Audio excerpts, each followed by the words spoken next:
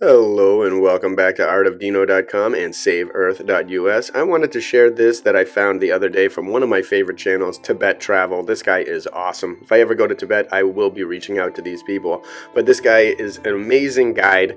He shows some incredible things that you never see anywhere else, and he just lets me live vicariously through him about Tibet, which I will probably never to go to, sadly.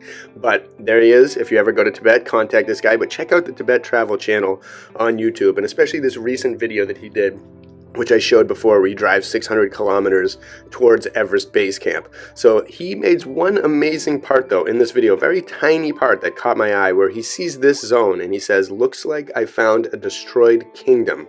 And now take a look at this, because it looks like everything that we've seen, everything in Arizona, in the Midwest, in the Middle East, all of these places. Look at, there's not much you can really tell, but you can see those marks, like on the left, that little pile of rocks, which he claims is a stupa. Again, looks like I found a destroyed kingdom, and look at that. You can easily tell those are stupas, but in that one as well a little bit, but I'm pretty sure that it must have a very long history. So he doesn't know anything about this place. Again, these must be everywhere in Tibet, no matter which nook and cranny you go in. But look at this, because you can see an old pagoda, and he even points out little things that look like idols that are stuck and embedded in the rock. And he deals with this for about 20 seconds in this video. But to me, it was amazing, because I feel like we've seen things like this all over. The Grand Canyon is this entirely. So were those giant stupas? And again, it makes me think more and more of how the Indians of America, but I think they were Indians from India who had the technology, the Vimanas and everything to come over here. And look at this.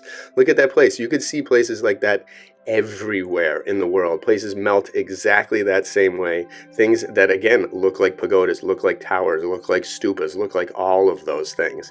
And so he shows some amazing places all over, and I'm always constantly looking for little things in his views, other things that you may not have noticed. But look, they're everywhere.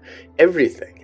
Again, it just lends more and more to the reality that this place was broken down, melted, fried, and dumped upon. And the winds blew and covered everything, and everything was intentionally just that way. But look, that is a stupa that's about 500 plus 600 years old.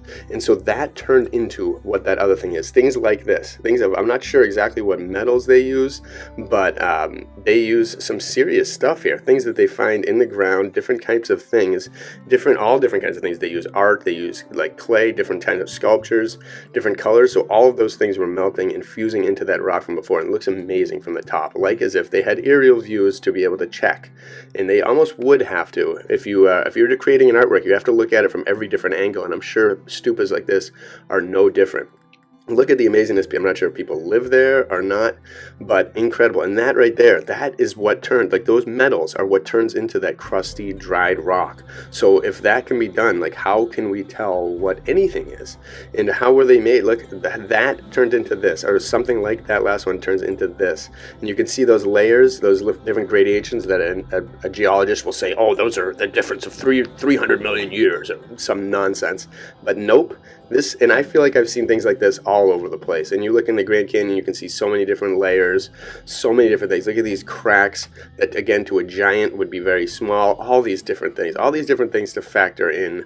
But I thought this was amazing, because I love this guy and the fact that he spotted an old kingdom and there was not much to see, but he could see it perfectly.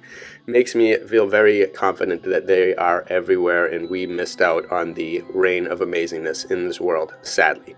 But maybe we can keep digging and bring something back. Who knows?